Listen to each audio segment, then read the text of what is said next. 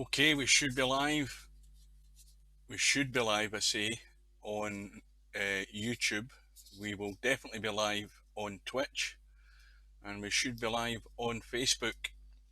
We're here for the penultimate match in this year's Virtual Pool 4 9-ball World Masters tournament, and it's the match between Keith from Northern Ireland, the guy with the postcode for the name, or I don't know what it is. I mean, it could be a registration number for a car, it could be anything, but we're going to call him Keith anyway.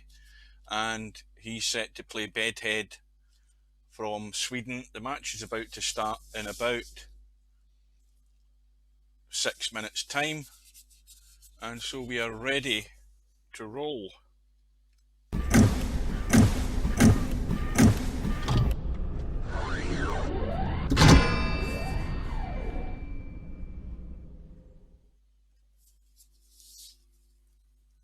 Good early evening, everybody. Anybody that's there. We'll do a quick check on audio if there's anybody watching. And as I say, if somebody could check Facebook for me, not Facebook, there's Bill on Facebook. Good. What time is it where Bill is? It'll be about good afternoon, Bill. It'll not be far off, I would think. I need somebody to check YouTube for me. I asked Mark earlier on. He said he was going to watch, but it's just to let me know if it's actually working, because I don't have a great deal of confidence in it. So YouTube's working okay as well. Well, that's a bonus. I've been messing around trying to get this to work and get it set where it just will work when I start the stream. It works okay in Gamecaster. There's never really a problem with Gamecaster, but I seem to have a few teething problems here.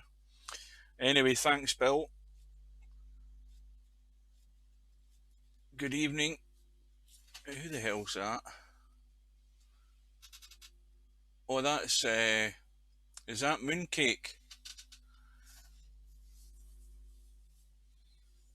Is that Mooncake? I can't remember. Anyway, what was I going to do? I was going to go and get this to work to the bracket, and this is a match that we're waiting on, about to start in a few minutes, and it's between Bedhead and Keith, and right across here, the guy who's been sitting waiting, ready to pounce, is Cobra in the final. Where the hell is he? There he is there.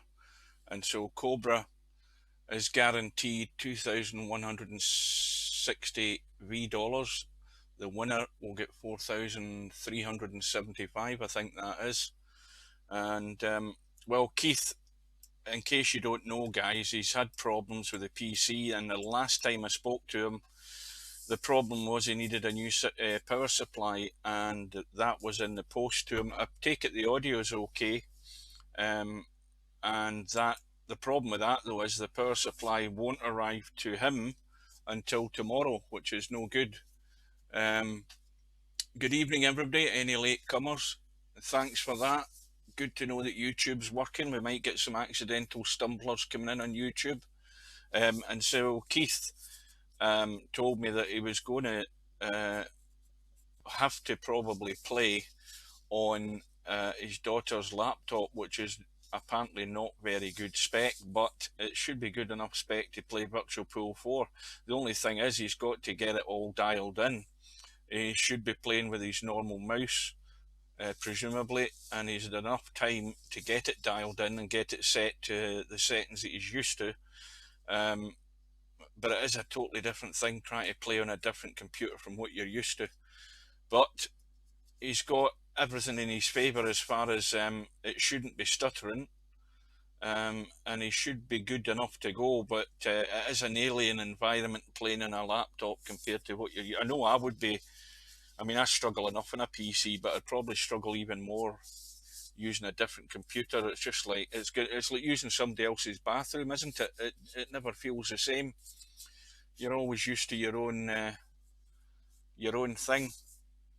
Anyway, so a minute and a half to go. And, well, I'm going to stick my neck out like I did when, not Bill, when Keith beat Moz. I put my money on Keith. And even then he was having problems, but I'm still going to stick my neck out and put my money on him. I don't know whether that's going to be a recipe for disaster for him, but well, he could be. Yeah, I don't know. It depends how he's got it set up. I haven't spoken to him today at all. I don't want to annoy the guy. I want to leave him as it is, um, to get focused and set up. But I'm gonna stick with it, and for the reasons I mentioned before, he's a three-time champion in different disciplines. I think in VP3, he's been there. He knows how to win, and he doesn't really bottle it when he's got the chance. So he's been there and done it. Bedhead, well, Bedhead actually has been a wee bit more surprising because he's actually played a lot steadier and a lot more reliable in his last couple of matches, even though one of them was I think a fairly tight one. But he's actually not been out of line quite as bad as he normally has been. He's had the odd one or two, but that's why he's got this far. So, it's going to be a good match. I'm expecting it to be a good match. I'm expecting Bedhead's match to be a lot better than the match he had against poor Acero. Acero had a nightmare at the worst possible time in the tournament. But we've got two well-matched players. The one with the long-term experience and Bedhead with plenty of experience, but hasn't, to my knowledge, won any of these big tournaments. So any latecomers again, good evening. Welcome everybody. I hope we enjoy this. The room should be going up any second, and there it is. I'm going to get straight in. And, oh, I haven't changed the cloth.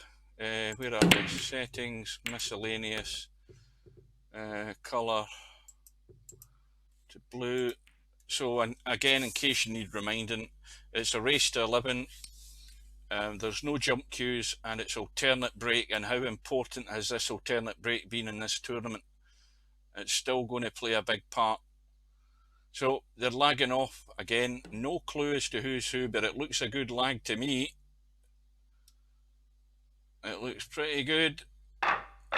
And Keith has won the lag, so he's got the break. So I take it the audio level's okay. It's not too harsh. As long as you're happy with that. There's a ball in the break. The 3 ball has gone. Of course, no shot in the 1 though. Good.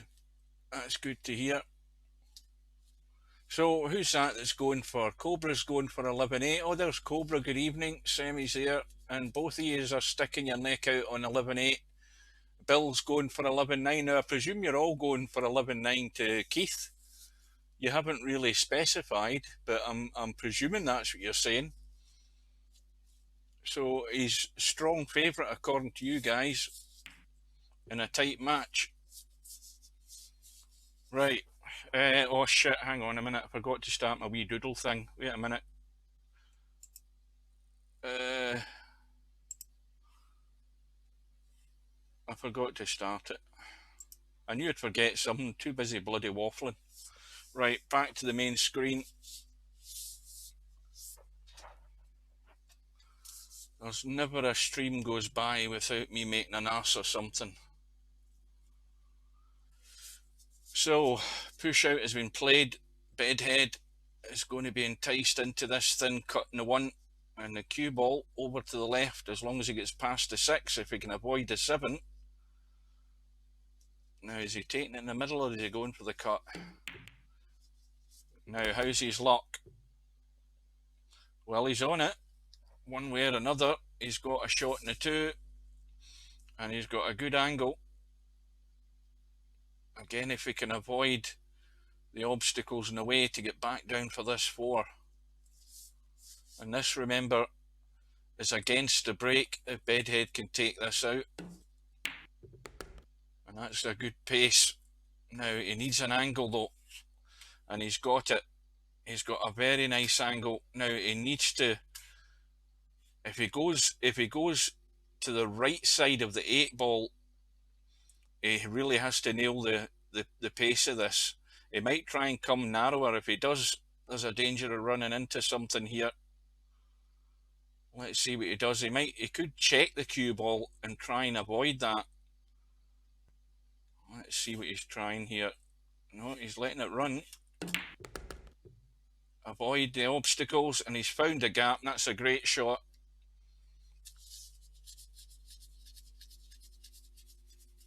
That is a very good shot.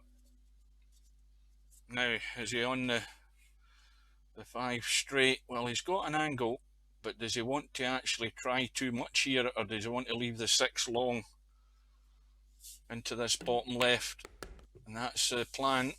Well, it might not be the plan, because he's not gone far enough for real comfort here.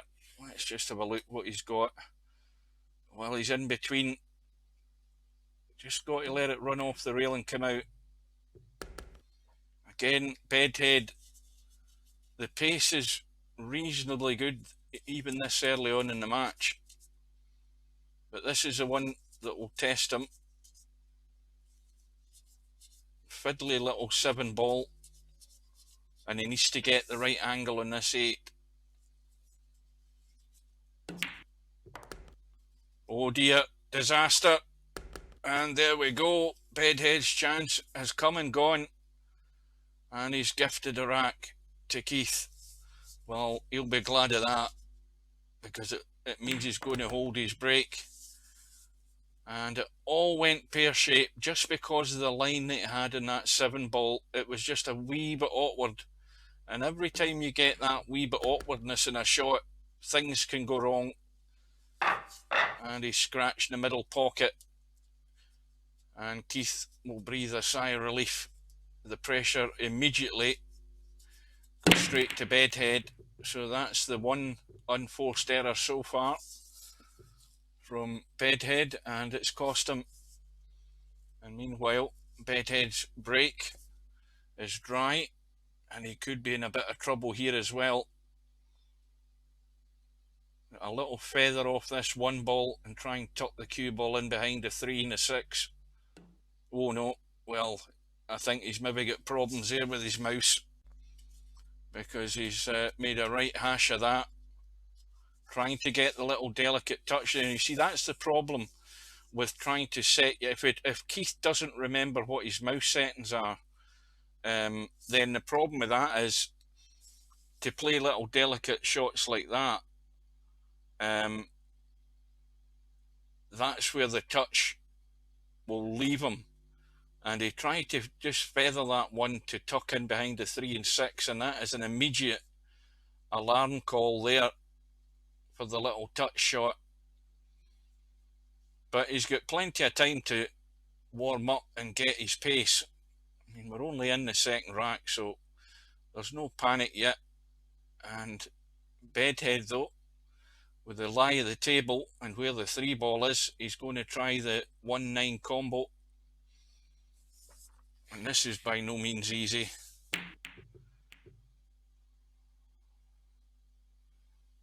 And now Bedhead again could be in trouble, because Keith's got a good angle in this 1, and he can tuck this cue ball right down by the 8 ball if he wants to. He can bank the 1 to the right side rail, send it onto the top rail, and go for distance. That would be my suggestion, because he's certainly not running this table in the position it's in at the moment. So he's running for cover, and that's much better pace. That is much better. That is excellent. So he's immediately found his touch again. And Bedhead, well, it's not difficult to kick this, but that was, well, that will give him a wee bit more confidence. Oh dear. Well, Bedhead, I think, trying to use a wee bit of left English here, maybe, and he's pushed it into the 5 first of all. So, but no real damage done, because the table's a bit of a mess on the left side where that 2 ball is, although the 3 ball's now free. But he's going to have to manufacture something here. So again, welcome everybody.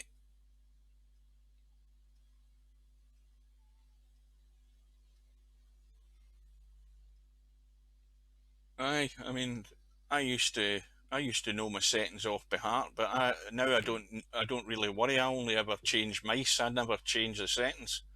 I play virtual pool like a golfer, where I've got a mouse for the games that I play. I've got a mouse for snooker, and I've got a mouse for cowboy, and a mouse for nine ball, and every mouse is different with exactly the same settings in the game, and that's how I leave it.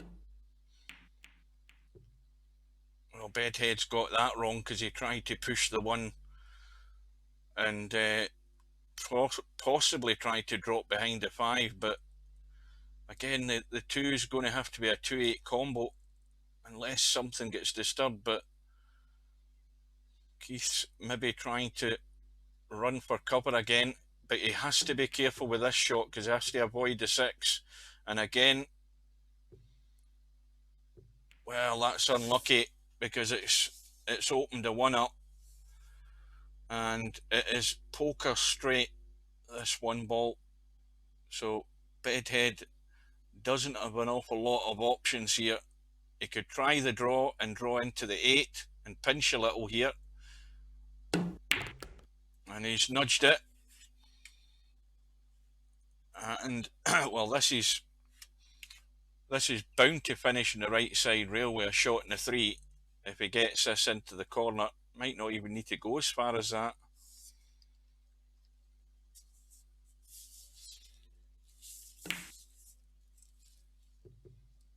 He's missed a 2. Now, let's see if Keith has the ammunition and the confidence to run this table. Any other day, you'd expect him to do it no problem. And that needs to slow up, and that will do it. So this is his first real test with an open table to find his way around and pick these balls off. So seems to me the simple shot here: roll the 4 in, roll the 5 down into the bottom left, run through far enough for that 6 ball into the right middle, leave the cue ball there for the 7, pot the 8 and stun up or draw up the left hand side for the 9. Well, he's decided to go long, and well, this has made it a wee bit more tricky because he's still got to think about the 7. No problem, but he's in the same position now as I mentioned. He's pot the 8, and as long as he's got the good angle, well, he's got an angle. He's got the angle the other way, but he can go forward with a wee bit of inside if he wants, and go down that left side as we look. He looks if he's going. Yes, he is. Well, he's left it short a wee bit, but this to pinch the break and open up a gap right at the start of the match. And so Keith, well, sort of by default after that mistake by Bedhead in the first rack, but he's pinched the break from Bedhead, and he's now breaking in rack number 3, and then it's dry as well. And we've got problems again. The 9 ball is locked up behind the 3, but Keith's now locked up behind a 4, and that's a good safety. That's the one way to get somebody in trouble, is reduce the angles that they've got available to them. It's an easy enough kick, but it's a good safety.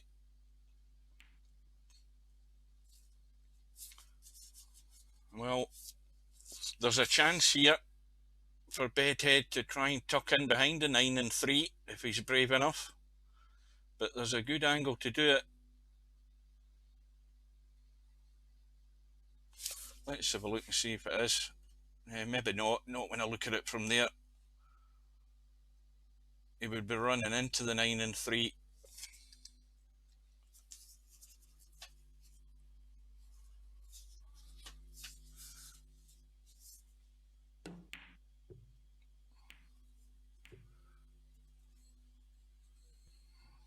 Is that a stub there with all that chat?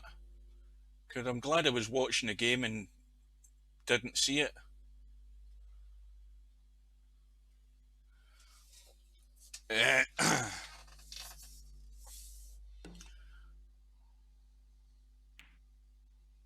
Well, this is an open invitation for Bedhead to go for the kick here in the 1.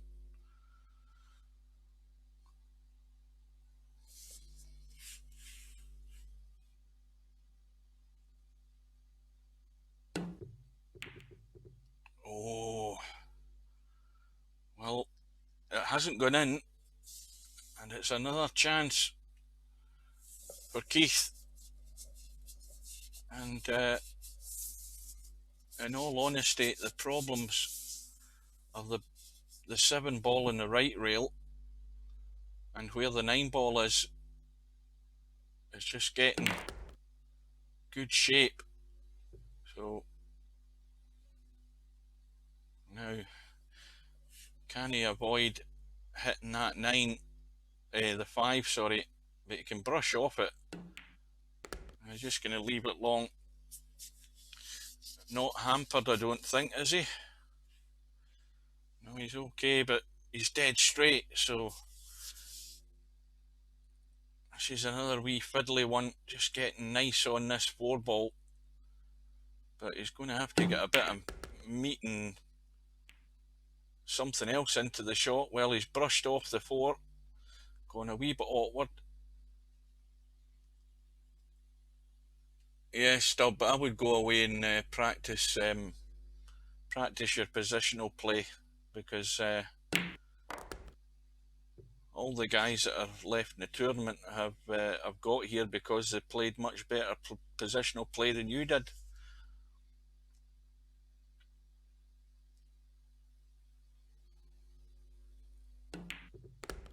That's what you need to brush up on.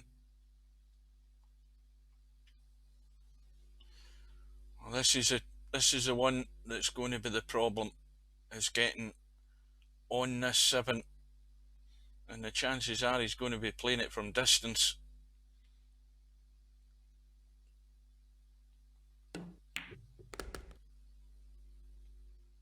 Now, he doesn't want to try too much on this 7 ball. He's going to have to leave the long 8. He does not want to start punching this in with a great deal of pace, because these pockets won't give you much. Yeah. Well, again, with this shot, he's got the wrong angle in this 8, and the cue ball can squirt away to the left. And the problem with that is that 9 ball is not on the rail, it's just off the rail. But he still has to get this right on the sweet spot for this to not punch into the rail. If he does that, it's going to hang up. But this for 3-0, and he's played it well. Well, it couldn't have gone any better for Keith. 3-0 up. Bedhead needing a favour.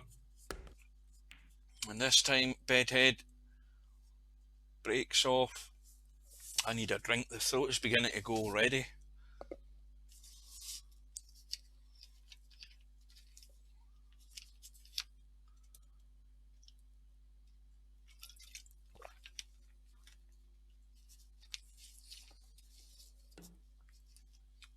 Good evening, Mark. Is that you just joined? You were supposed to test YouTube for me. Anyway, it's been tested and it's working, thank God.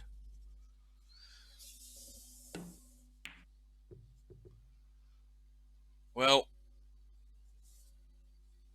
a good start here for Keith, and Bedhead is in trouble again. Another good safety. Once again, not a difficult kick shot. He wants to actually hit this from behind if he can.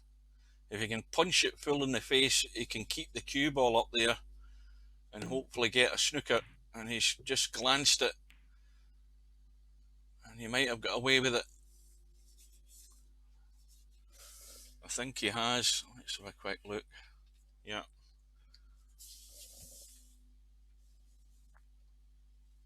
Oh, was it Tam? I never even noticed Tam there as well. Good evening. This is what, the 8th. I was looking at the bracket and I think the final has to be played by the 12th. Now, the significance of that is that if Keith won this match and got to the final and he waited to the last day, he's got the possibility of winning the VP 9-ball Masters on the glorious 12th. But we won't go into that. The glorious 12th. I'm going to tell a lie, but it's the 12th of June, not July, isn't it? He's a month ahead. He would win it a month ahead. But more important matters here for Bedhead is trying to take this out to get on the board. And the pressure is on because he knows he just cannot afford a mistake. Trailing 3-0. You're already using up your 9 lives. If you're a cat, that is. Now, where does he go from here? Well, he could come straight back up the table for the 4 in the same pocket. But if he tries to go anywhere that way, he's going to have to do something with the cue ball, and that's making it much more difficult. Yeah, he's contemplating putting inside right. Now that means he's wanting to check back this way, and this is a much more difficult shot, playing this, checking off the rail with the inside English to go that way, and he's gone too far, and it's a big cutback now, and he's going to brush off the 9, and he's going to leave the 5 long if this 4 goes in, and that's a good shot. But whenever you start putting English on a cue ball, or side as we say in snooker, that is when you make the shot 10 times more difficult, because you're sending the cue ball offline to the object ball, and you've got to take that into consideration when you're playing the shot. And that's sometimes when you see players miss a shot, you think, well, why did they miss that? It looks so easy. But if you're not paying attention to what they're actually doing with the cue stick on that cue ball, then you won't realise maybe how difficult it was. But the difficult thing there is getting a run out, and that was a good outcome there. He had to work for it, but it gets Bedhead off the mark. But the break is back with Keith, and he's potted the 7, and he's on the 1. Now this, he could take the risk here and try and stun off the rail into the 3, which would in theory hold him for the 2. Now does he want to risk that, or does he want to try and come out between the 9 and 4 and play the gap there? That's what he's tried, and he's on it. He's playing the percentage shot there. It's a high angle cut, but he would get this every day of the week.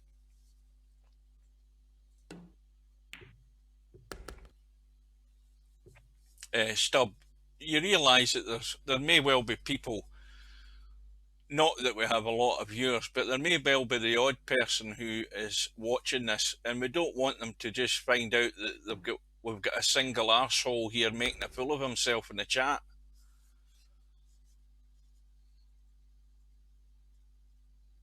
You're just embarrassing yourself. Am I missing bits of the chat? I must be.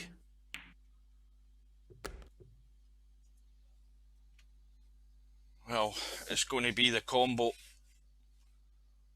Dead easy. Even I wouldn't miss this. That's not saying an awful lot though.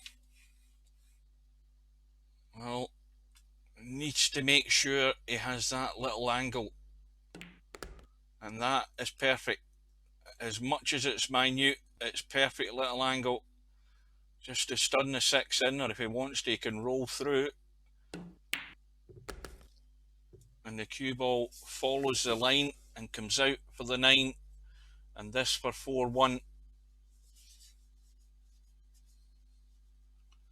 And what I mentioned in one of the other matches, I think it was not the Cobra match, it was the Bedhead Acero match, that it's really time that these players stepped up to another level. Well, this is the perfect opportunity for Bedhead to prove why he should win this tournament, because he's now in a position where he knows he can't afford errors, and he has to find a way to get back into this match, because it can all be over so quickly. And trailing 4-1, and Keith with a shot in the 1 and on the 2, and well, he should be out here. He should be out. He needed to go across a bit further on this 3 ball, so he's now going to have to go across to the right, I think, for this 4 past the 5 into the bottom left, and it needs to get there. He's left it short, so he's now out of line, just struggling again with the pace, and he's going to have to pull out a good shot here.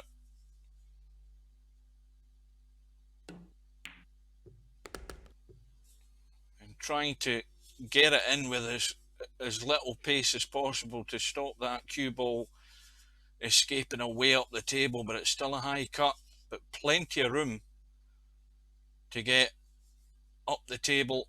Now he looks as if he's going to go behind the 8 ball here and around.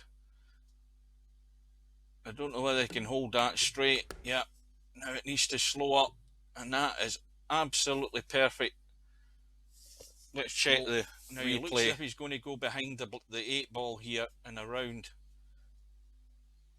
I don't know whether he can hold that straight. Yeah, now it needs to slow up, and that is absolutely perfect. Well, that worked. Again, he's got an angle there that he can use with the inside or outside left, if you want to call it that, or inside left. Where is he finished? Well, he can again go around the corner, straight forward, around the corner and out and over to the left.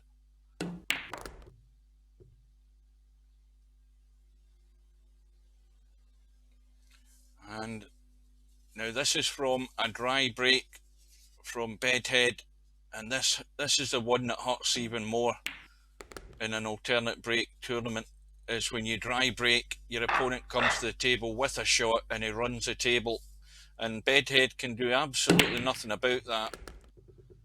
He's got absolutely no way of defending himself from that. That's just that bit of luck on the break and that bit of bad luck on the break. And Keith has broken off in rack number 7. The 3 ball is gone. He's going for the bank in the 1, and he's played it sweet. The 5 ball and the 9 are locked up. The 4 ball is next, so he can actually stun into the 5 and 9 here. He's got this opportunity to do it,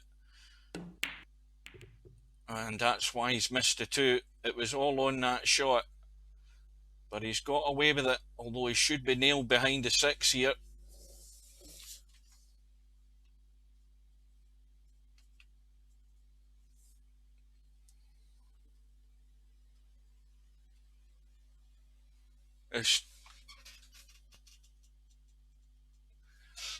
We're not still ranting on about Stubb, are we?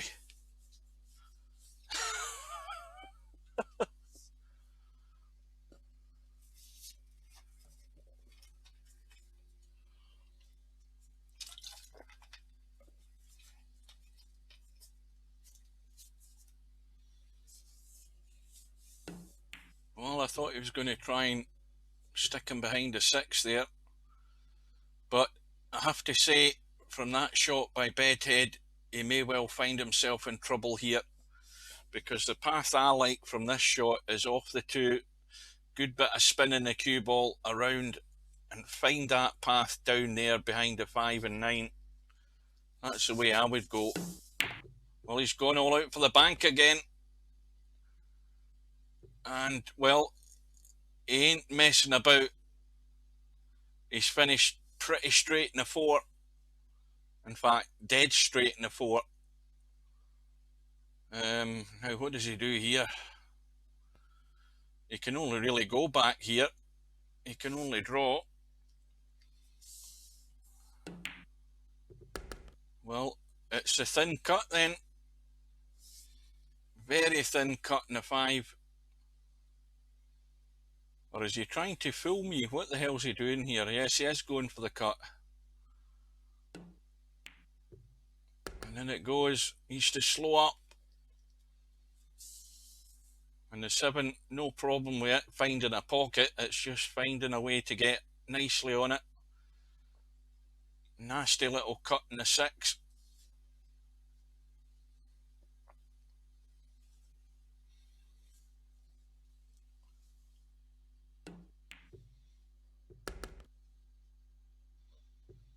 And again, he's just the wrong side of the 7.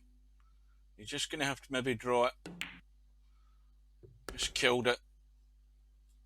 And, well, it is a commanding lead here for Keith from Northern Ireland. And he's going to be leading by 6 racks to 1. And Bedhead is going to feel exactly the same as Acero did in the match that he played him. It's exactly the opposite to the match he had with Acero, except everything's happening to Bedhead and it's all bad. And Bedhead breaks off in rack number 8. 2 ball goes down, 5 ball goes down, and no shot in the 1. Now, is he going to... It's again a question of whether he's going to start pushing the boat out here at any time and just try that bit too much. But as I say, the way this goes now, Keith doesn't need to sweat. He just needs to be patient and let Bedhead take the initiative, because that's all he needs to do. It's the same old story. When you've somehow built up a lead in these type of matches, you don't have to take big risks. That looks a good pace. Is it going to find it? I don't think it has. And I don't think the bank's on either. That 3 balls partially in the way. There is a slight path, but not risking anything like that.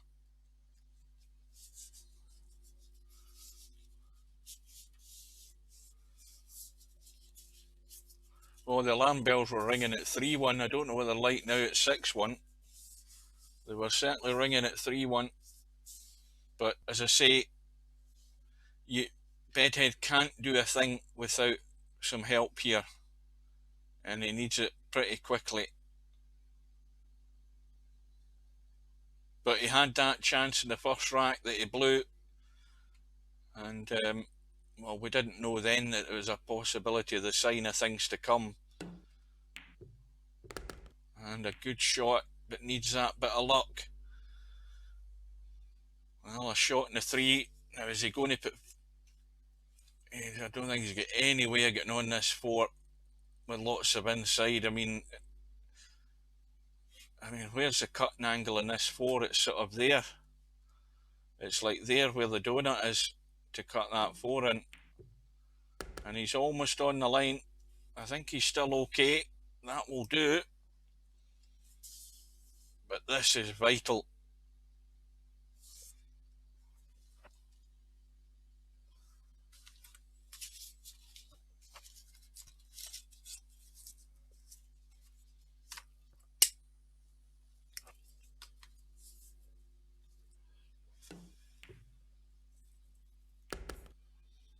Again, that little brush onto the 6.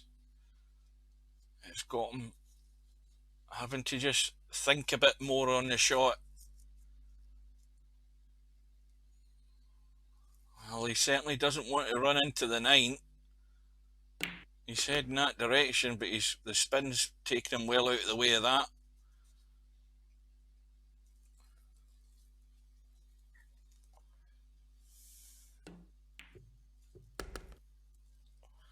And so Bedhead is going to certainly get one back. Now this is what this is rack number 8. So the break goes back to Keith, does it not? He's breaking odds. Yeah, that's right. He's breaking odds. So with a 6-2 lead, couple of balls in the break, and he's going to have a shot in the 1. The 2's wide open, 3's in the middle of the table. This rack's over. What did we lose there? The 5 is gone, the 8 is gone. He's sitting pretty in the 1 ball. Now he needs to go up to the right of this 9 and 3, I would think. No, he's content to play it at distance. So this is the one that could potentially go wrong here if he's going to come back up left here, up towards the 6 ball. If he's going to do that, he's going to have to play it with a bit of inside left, so it checks off that top rail and comes back up towards the 6. Let's see what he's doing. Yep, that's what he's planning. A bit of inside, check the cue ball, come back to the left and come up towards the 6. Oh, maybe he's got another plan in mind. He's looking at the combo. I don't know whether he played specifically for the combo. I think the pace he has suggests he has, but I thought he's going to look for that 3 in the middle. And well, that lagged there a wee bit. Did you see that? There was a wee bit of a pause in that there, but that's a VP4 server. But it's a miss. I don't know whether he played that combo. That's got me puzzled a wee bit there. Because if he had the pace right, he would have come up for that 3 in the middle. And combos at a distance are never guaranteed. It's so easy just to push the second ball offline. But, well, we'll never know unless we really ask him. But it looked like he did play for the combo. But why he didn't go for the run out, I don't know. Maybe that's a wee bit more of a tactical error there on Keith's part. I mean, the table was wide open. He needed that bit of inside on that shot to bring him up towards the 6. And why he didn't go for the run out the way I suggested, I don't know. If he underhit it, he landed pretty as good as he could on that 3-9 combo, but it's gone awry.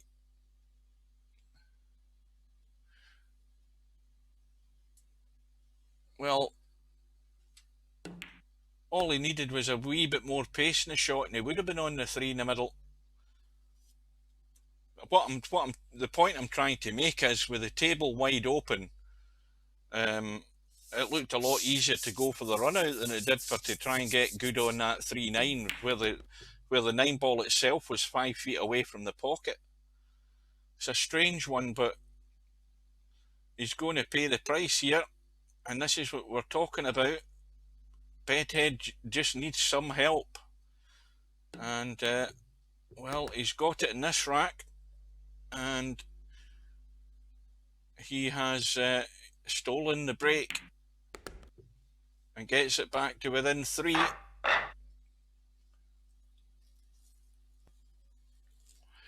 Well, you see,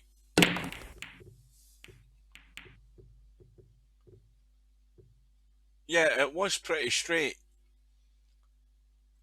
Well, you see, that's what you don't do. What, you know, the point I made earlier on as well is that when you've got a lead, you don't stick your neck out and start taking risks, unnecessary risks. And to me, to try and get good on a 3-9 combo where the actual 9 ball's 5 foot or more from the pocket is not good thinking. You've got to play the percentage shot and get on that 3 into the middle. And the run out was easier, and that's the bit that's got me a bit baffled, because he could be sitting 7-2 up here, or whatever it was. But like I say, Bedhead won't be complaining as long as Keith keeps going for the non-percentage shot like that, then mistakes are bound to happen. But I would have played it the other way, the same shot that he played, a wee bit more pace, and that cue ball would have come up another couple of feet, and the 3 ball into the middle, and the rest was a cakewalk. And Bedhead has a tough 5 ball here. He's going to have to force this in, unless he's going to try and leave something in the high cut angle here for this 6, but he's really got to move the cue ball here to get anywhere decent on this 6 ball. Look at the angle he's got. Yeah, so difficult, and it needs to go safe. Well, it's off the rail, and it is a good bank now. And things like this is where Bedhead needs something to go wrong. Exactly this shot here. Now, if Keith lines up the bank and doesn't get it, and Bedhead gets in, it's another favour. And this is why the match is on a bit of a knife edge at the moment. Although Keith's got a 3-rack lead, it can all disappear rapidly, including that last rack and this rack, and what might happen in the next rack. So, big decision here. He looks as if he's running for cover. And that's a good shot, though. That is an excellent shot. Next rack, so big decision here. He looks as if he's running for cover. And that's a good shot, though. That is an excellent shot.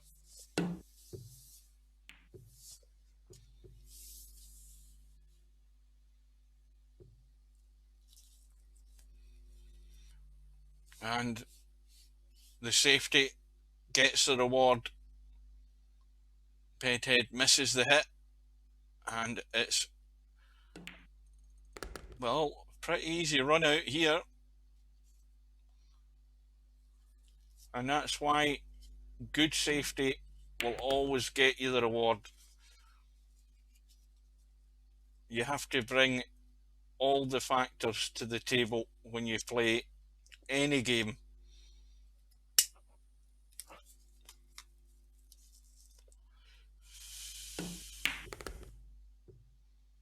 An all-out attack. I mean, Stub, I hope you're still watching this, Stub, because you know, this sighting a ball and seeing that it's got a pocket and taking on too bloody difficult a shot every time does tend to lead to a bit more disaster than you would want. Whereas a very good safety shot gets you a reward like this. And it's now gone to 7-3. And that rack was in the balance until that safety shot by Keith. And it had Bedhead in a heap of trouble. But now, Keith's scratching the brake. And Bedhead having a look around. And he knows what he has to do. He just has to find the way out here. It's no miss now, trailing 7-3.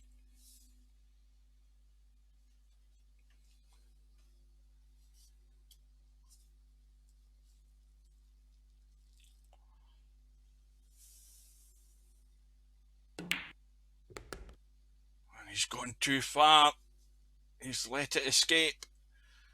Now, he has to just roll this in pocket weight. The cue ball's going to do the rest. He's going to leave an awkward 4.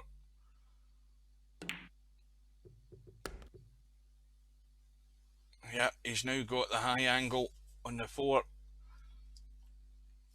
Now this could go wrong. And it looks as if he's trying to draw inside the 6 and the 8 here towards the 9.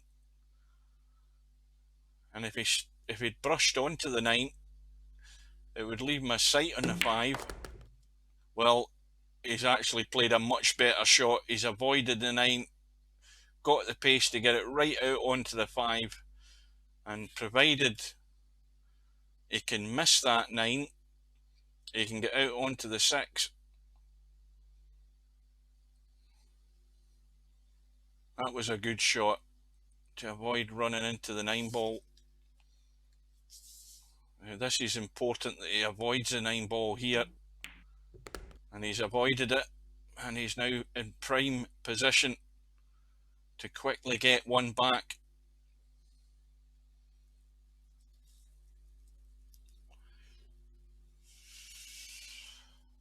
I'm relaxed. I just get excited. I can't help it.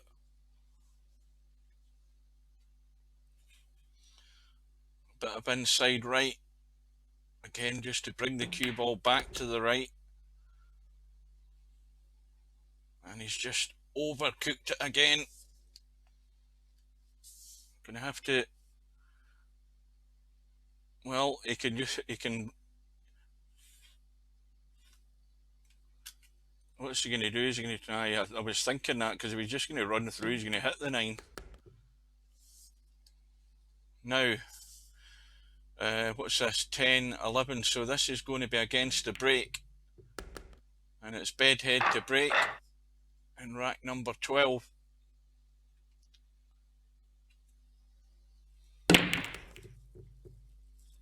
And he needs a shot, and he's got one.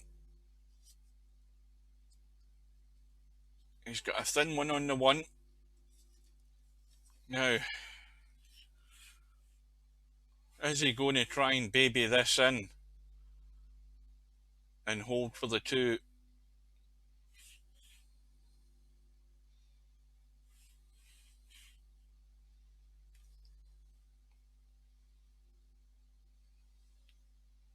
This is where you need to be confident in your touch and having your mouse dialed in to play a little gentle one in the 1. No, he's going up and down. And now, with him being, well, he's more or less stuck to the rail here. He's not got a lot of options, and he's going to have to chance his arm because he's going to run into the 7 and 9. And he's playing it with inside to try and still check the cue ball when it hits the rail. If it hits the rail, yeah. And it has gone wrong. And that was the problem. And now he's in trouble. And he needs a good kick. And he needs to get that bit of luck. Has he got the angle off that rail? That middle pocket's maybe in the way a bit.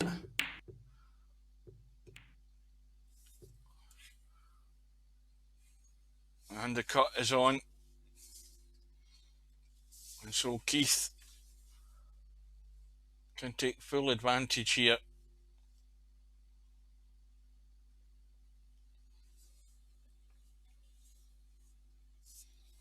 A quick drink. So any latecomers, or maybe any new viewers, this is a VP4 9-ball World Masters. This is the penultimate match between Keith from Northern Ireland, Bedhead from Sweden, to see who's going to play Cobra from England in the final. A race to 19. And that wasn't an attempted pot. That was a safety by Keith, and he's locked up Bedhead on that 8-ball.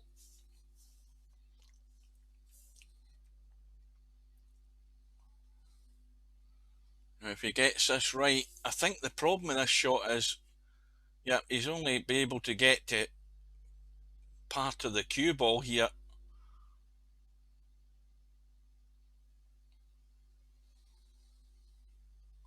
And he's missed the 4. That was a real problem with how much he could get on that cue ball to be able to play the shot. So once again, I'm going to sound like a broken record, but you play a good tight safety, you can get the reward. And that's the second example of that tonight. And Keith has the chance to make it pay. Nice little angle in the 6. Just stun it in. And so the crucial one, the 8 to the 9. Plenty of room to get on the 9. From either side, it doesn't really matter, as long as he gets the pace in it. So, plenty of running.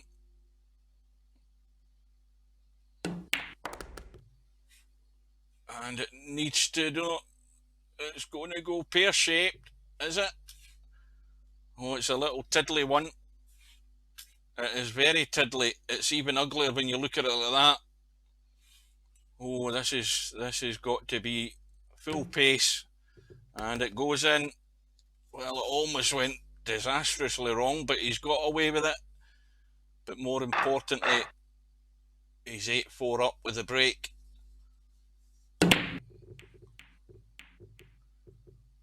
And the break, again, this time is dry. Shot in the 1 for Bedhead.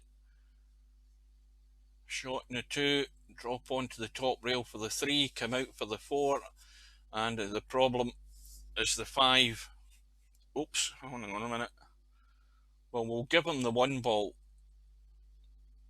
But we're going to have to... where's this cue ball ending up? He's okay, but he's dead straight. So now he's got a problem. He's going to have to play from the short side of the 3. But look at the 5 and the 8. Well, they're a combo, as long as you can get there.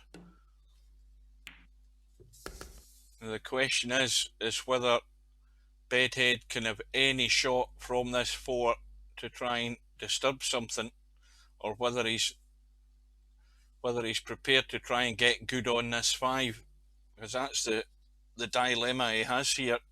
If he can get some sort of angle on this 4 where he can draw it into the pocket, well, he's too narrow, so he's not going to be doing that. He could have tried to get behind the 5 to play. He could still possibly do that, but with this cut, if he plays it with a wee bit of right, if he's going to go anywhere to the left, he's going to hit the 6. Nope, not interested. And this time, Bedhead is the one who applies the pressure with the safety. And, well, with this shot here, Keith only needs to really roll to the 4 and make sure he hits a rail, because there'll be no damage done. And he's missed it. But now Bedhead, with ball in hand, has a chance to play the shot that we've been talking about, or at least I've been talking about. It's going to have to be the 5-8 combo, and the 6 ball is awkward. And, well, let's have a look closely at this. He doesn't want to hit this too hard. He doesn't want the 5 to escape anywhere. He's played it well, and he's going to have to punch this in.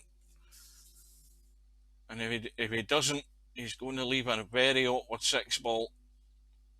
And he needs to keep going.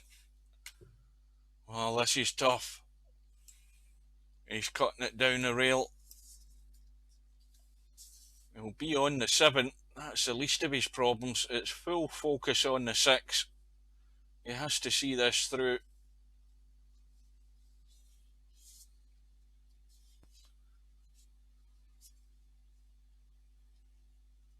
Welcome everybody.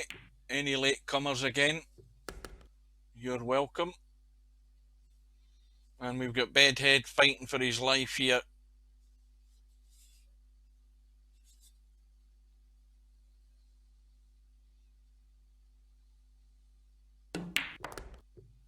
But as I said earlier, If Bedhead is going to win this tournament, he's going to have to produce the goods as and when required.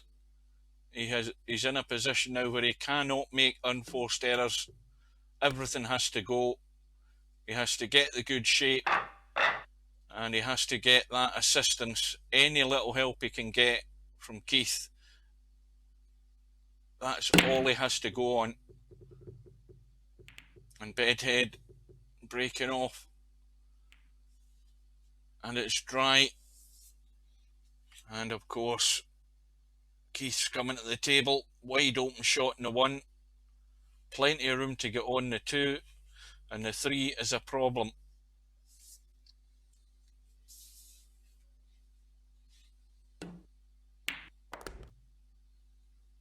That needs to keep going.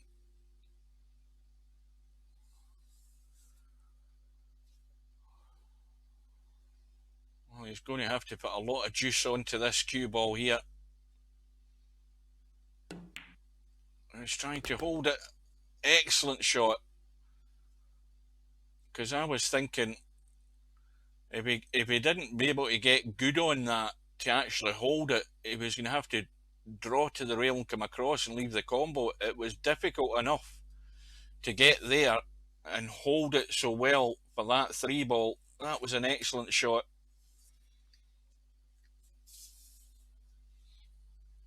Well, it doesn't matter what the outcome is. He certainly can't blame the computer, because the touch is pretty damn good from what I've seen so far.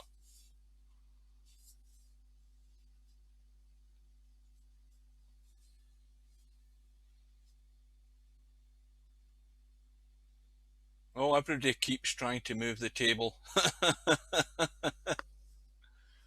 That's why I try and move on certain shots, just to see the angle. Well, there's a mistake by Keith.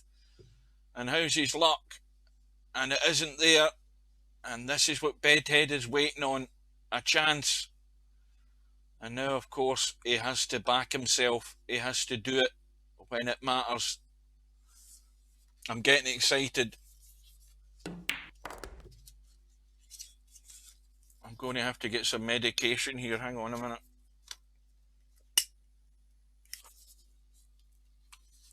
Try and calm down.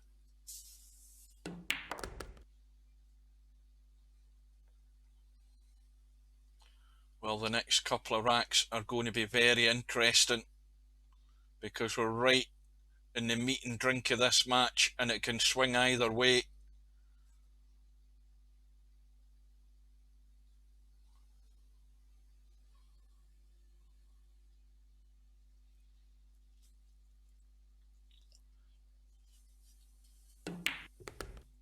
Oh, well, that's not what he planned, I don't think.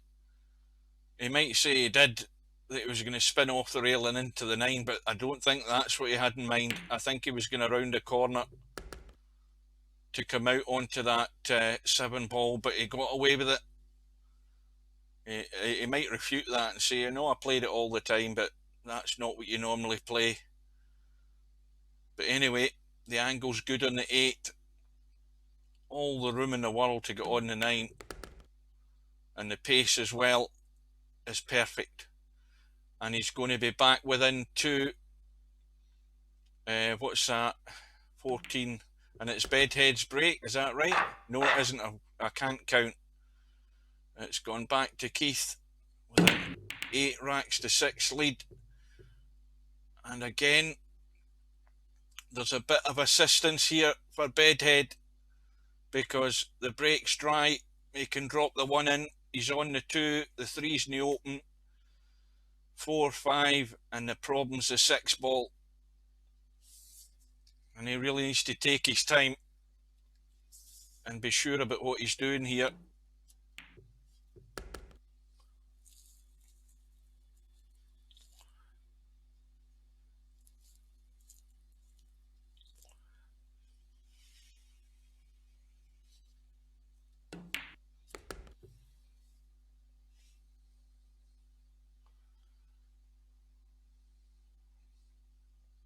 Well, the simple shot is stun the 3 in and leave the 4 past the 8 ball into that top left-hand corner. if you're not going to do anything elaborate. And now, well, if he's going to draw to the right rail, is he going to run behind the 5 and play it long? No, he's going to draw. This is the one that's testy. He just tried to drag it and kill it. Again, he's played it well. Now this is the shot that has to go right to find the gap between the 8 and the 6. And if he runs into the 8, that will help him. Oh dear, what's happened though? He's still okay, but he's pretty straight. And now he's got problems. And he's going to have to pinch a bit here with a bit of top right, I think. Unless he's going to just draw back and leave this a very long 7 ball. Yeah, he's got a wee bit of right. He's going to have to force it through and let it run. And the spin has done the trick. Needs to come off the rail though. Well, no prizes for guessing what he's going to do here. Just a roll in and leave the cut from distance on the 8. And the test is going to be finding the weight so that he doesn't drop down below this 9 ball to the bottom rail. If he goes that side, he's in trouble. So this is the one, and this is the crucial rack in the match so far. All about the pace in this shot. You're far better over hitting this, believe it or not, because you get so much room. If he thumps the 8 ball in and lets the cue ball run top rail, side rail, and down onto the bottom rail and up, he's going to have a shot in the 9. Oh dear, he's made a complete hash of it. And that is a chance gone. And the shot is a thin cut into the middle for Keith. But Bedhead is going to feel the pain of that. He'll feel it even more if Keith can get this 8 ball. Oh, that was vital. I mean, he was looking to just come back. Well, he's been reprieved big time, and it's more assistance here from Keith. But Bedhead, when he tried to cut that 8, he tried to play it at the right pace to come back down to the right side of this 9. Whereas I would have just let the cue ball run. It would have been virtually impossible not to have a shot in the 9, but it doesn't matter. It's done and dusted. It's back to within 1.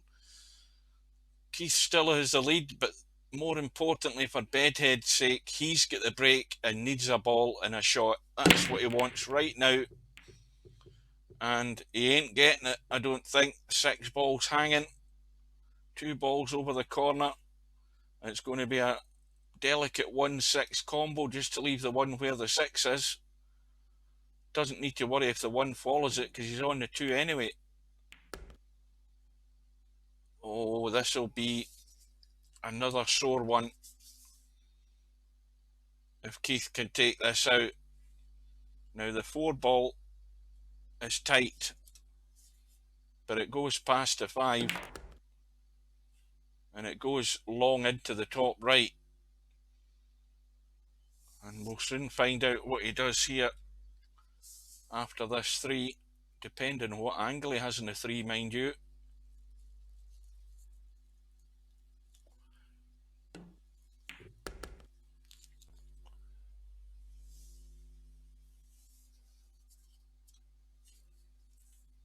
Well, it's going to be long. And this rack looks over to me. There's nothing can go wrong here, surely. Well, the only thing he could do is somehow hook himself behind the 8 on the 7 ball, but he's not going to do that. He just needs to come off the rail, right side rail, or just stun it. He's going to stun it hard enough to get out onto the 7.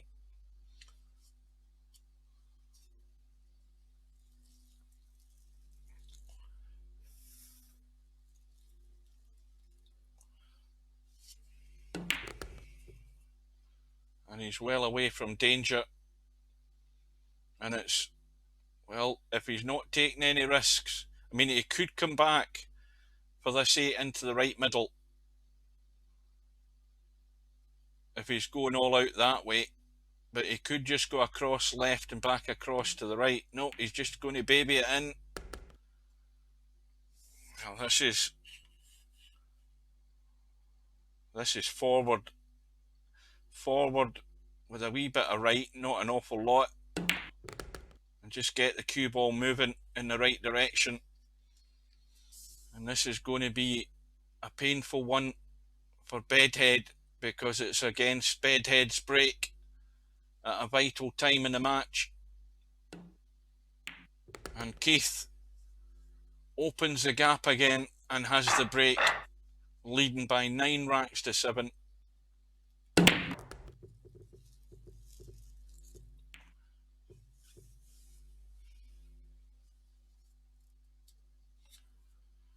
And the break gives Keith the 5 ball. Well, he's got a shot in the 1 if you want to risk it. And he should be out and on to the 2. Yeah, it's going for the kill here. And plenty of room to find his way on the 3. And plenty of room to get on the 4.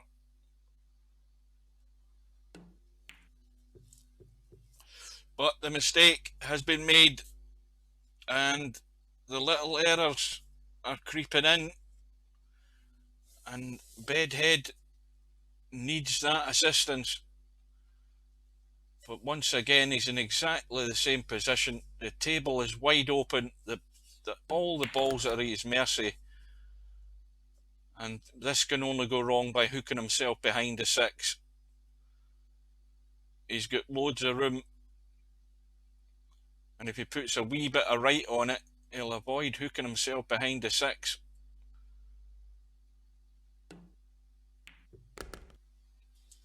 And he's well away from danger, and now has to get high enough, unless he wants to risk putting that 6 into the middle, because that then means things can go wrong trying to get on this 7.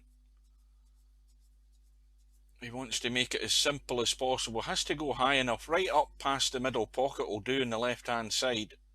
That way you're not taking any risks. He's got to get there. He's leaving it difficult.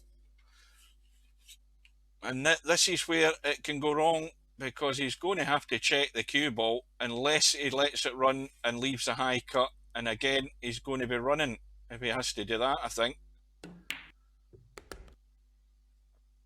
No, he's come across far enough. And it's a little bit of left. Make sure he stays away from the 8 and open up the angle to be able to play the 8.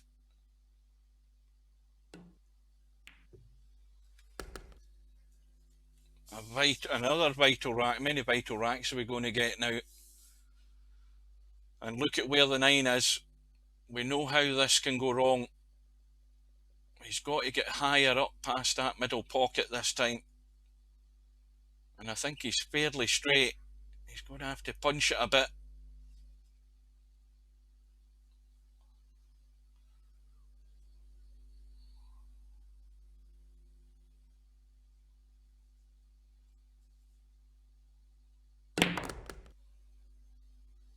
And he needs to go. Again, these are the testers. These test your nerve. And he's got to just watch the cue ball as well, just in case.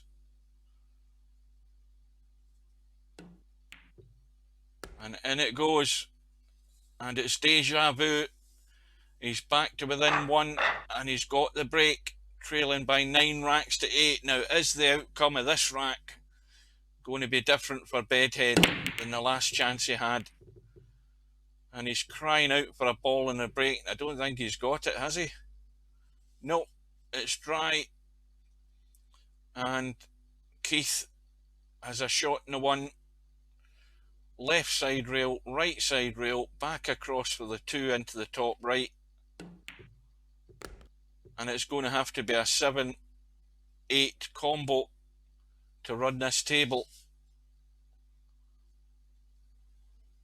And this is what's this just makes it hurt even more, because it's looking likely it's going to be exactly the same outcome here. Bedhead desperate for a ball and a break and a shot on his break at a vital time, and he ain't getting it. And Keith's gone pretty straight in this 3, having to just squeeze it in.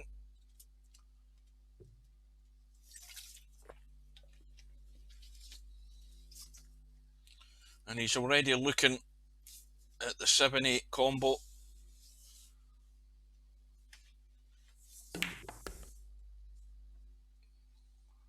And he wants to get as straight as he can on this 7-8. He doesn't want to be here. He doesn't want to be there. He wants to be there. Anywhere there within. He's only got that margin really to be working with, to be having a good shot on this 7-8. And he's pretty straight in the 6, so big stun. And he's playing it from a lot further away than he would have liked.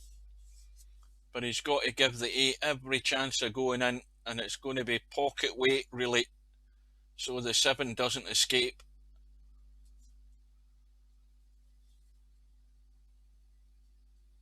And Bedhead, fingers crossed, toes crossed, rosary beads out, prayer shawl on, hoping that something goes wrong, and it hasn't. The only thing is the 7 is tight, but it's not on the rail. And this is another one. It's another dagger to the heart for Bedhead. And Keith moves to the hill with the break. And a ball straight in. Another one follows it. 6 goes in as well. 1 goes in as well. 3's on into the middle. 7 goes, and if he has a nice angle in the 7, he can break the 8 and 9 for the match. How many balls went there? The 1, the 2, the 5, the 6. Well, it all hinges on leaving this cue ball there on this 7. Anywhere like that.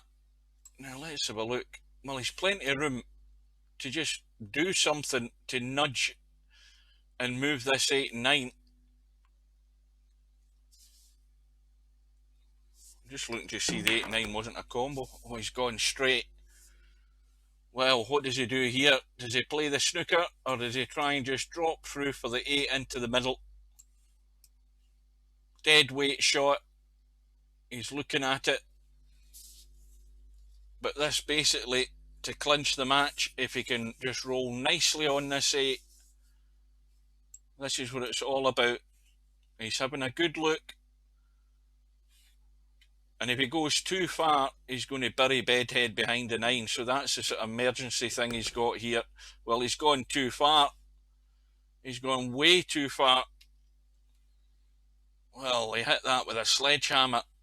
He can still cut it, but my God, it's not the shot you want to be playing. And he can't hook Bedhead either here.